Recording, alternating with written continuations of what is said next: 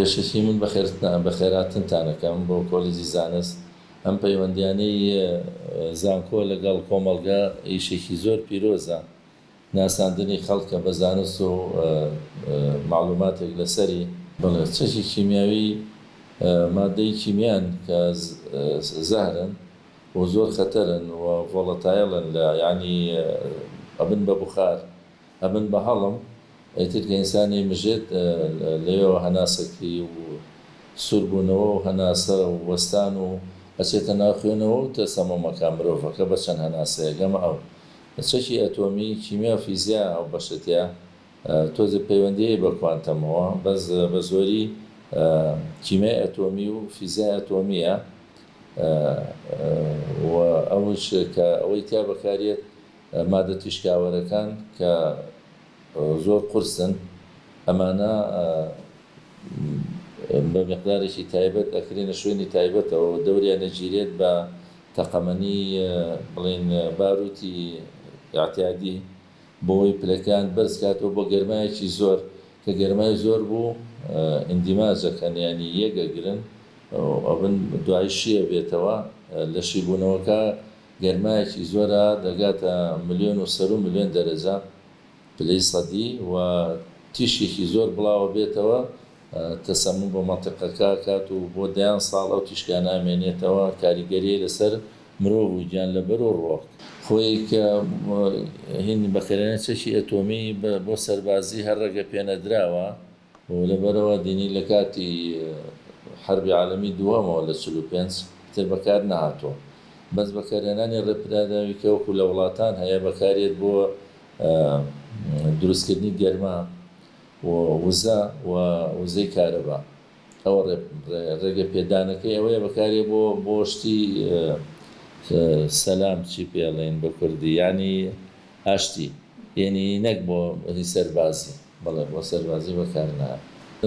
چەشی ئەتۆمی کاریگەریەکەی ئەوەیە تیشێکی زۆر بەرزی هەیە، بۆ ئەم تیشکەشە بێ بەهۆی شیبوونەوەی خانەکان بە تایبەتی لە مناڵەوە هی ورد بۆ هەموو کەس شیبوونەوەکەشی تر ئەوە لەش تەندروستی مرۆڤ تێگات، شیبوونەوەکەی ئەوەیە تیشێکی زۆری هەیە بۆ کاریگەریەکەی ئەمێنێتەوە، نەک لەسەر مرۆڤ، لەسەر گیانلەبەریش و لەسەر ڕۆکیش و لەسەر هەواش. ئەیانکە بە ئاوێنەکانیش بن بە ئەکتیڤە بن و کاریگەریانە بێ لەسەر شیبوونەوە و لەسەر زەرەرەیتر زنجیرەیە ئەڕوا. مادەیەکی کاریگەری تیشکی ڕەوەکی بێ ڕۆگەی خوا بۆ نەقلە بێت ئەگوێزرێتەوە بۆ ئاژەڵەکە، ئاژەڵەکە ئێمەی خۆی نەقلە بێ بۆ ئێمە بەم شێوەیە، یا لە دایک و باوکەوە نەقلە بێ بۆ مناڵەکان بەم شێوەیە و یابانیەکان چەندەها دەیان ساڵ ناڵانن بەدەست مناڵی نوقسانەوە. هیچەژەم نەخۆشیانی کە جەناب تەنەزانن هەیە کاریگەری و کانسەر و سەرەتانات زۆری تەسیری و تیشکانەیە. باو باپیرانی ئێمە ژیانیشان خۆش نەبووە، زۆر سروشتی بووە و ئەو نەخۆشیانیان کەم بووە، ئەو نەخۆشیانە زیادەکە.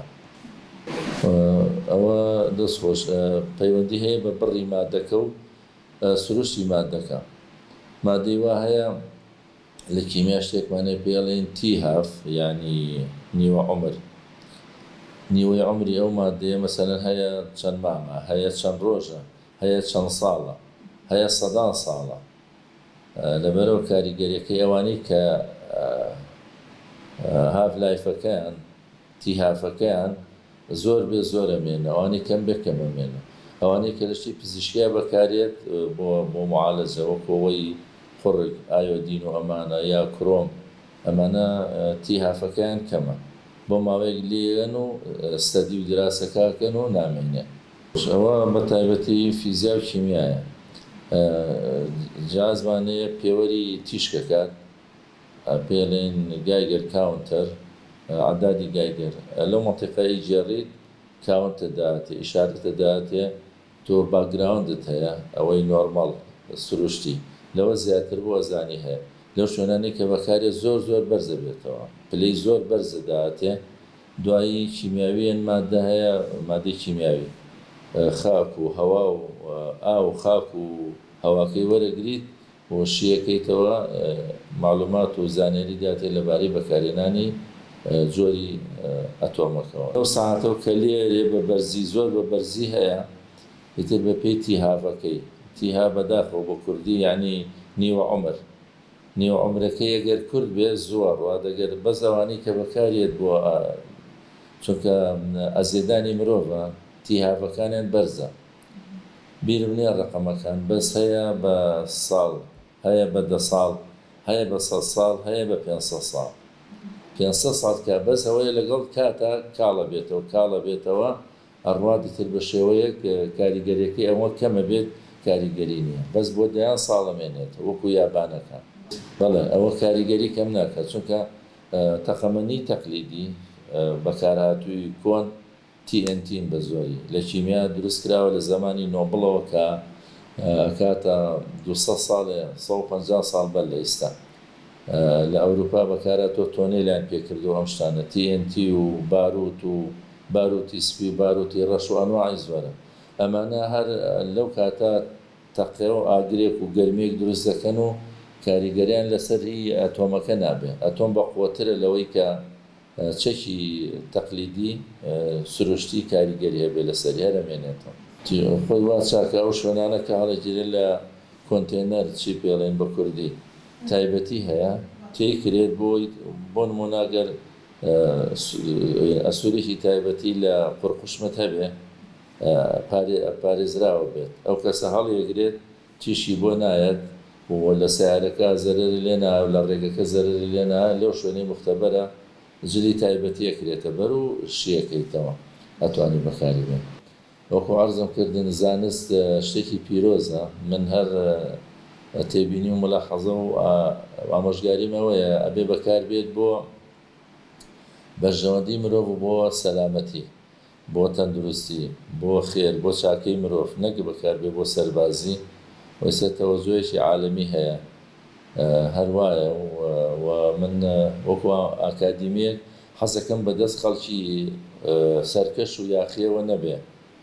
ئێستا ئەوروپا چونکە شوێنی زانستە و عولەمای لێ و ئیدارەیان باشە، حەز ناکەم بکوێتە دەستی وڵاتانی بێسەروبەر، چونکە بکوێتە دەستیان وەکوە تۆ چەشێکی خەتەر بێ بەدەست مناڵێکەوە کە نازانێت. چەکی ئەتۆمیەکان کە مادەی کەمی تیایە پلۆتۆنیۆم و یۆرانیۆم بزەبت وەکو چەکی کیمیاوی نییە، بەس زەرەرەکەی ئەمێنێتەوە، چونکە تیشکەکە ئەو مادە تیشکاوەرە ئەمێنێتەوە بۆ 10 ساڵ زەررا لە ژینگەکە بە ڕۆک و بە گیانلەبەر و بە مرۆڤەوە.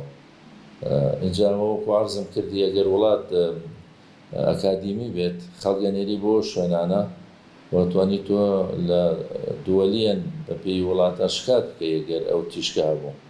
ئەو تیشکە لەو شوێنە کە لێرێت زۆر بە خەستی هەیە لەگەڵ کاتە کەمە بێتەوە بۆ عەدادی گایگەرە کە هەمانە لە فیزیا کیمیا شایەتی فەحسەکرێ معلوماتە داتێک کە بەکار هاتۆیان هەیە و تیشکەی ئەو چەکەی بەکار هاتووە تایەتی یانە. وەڵا ئێمە وەکو کورد وەکو ئەکادیمی ئەبێ هەلاموو کەسێک دڵسۆزتر بین بە وڵاتەکە. من خەمە خۆم وڵاتی من پاژەم ئازادیە ئەو بێسەروبەریەی تایە دیسان ناچینە سیاسەتەوە کە وڵاتی وەکو ئێران وڵاتی وەکو تورکیا بێتە ژوورەوە تۆ دیفاع نەکەیت، تۆ قسە نەکەیت، تۆ قسەت نەبێت، تۆ ڕەدت نەبێت. لەبەر سیاسەت بۆ خێری خەڵکە نابێ ببێ بەوەی کە وڵاتەکە بفرۆشلێ، وڵاتەکە بێسەروبەر بێ، وڵاتەکە بێ خزمەت بێ. ئەبێ بێتە جواب محاولات بکەیت ئیدارە ینی حکمەتی بەڕێوەبردنی خەڵک کە تۆ شتێکت کرد و زەرەری هەبوو یا قسەت نەکرد، ئەمە زەرەرێکی زۆرە ئەگەێنێ بە ئیستەی کۆمەڵگە و بە ئایندێ.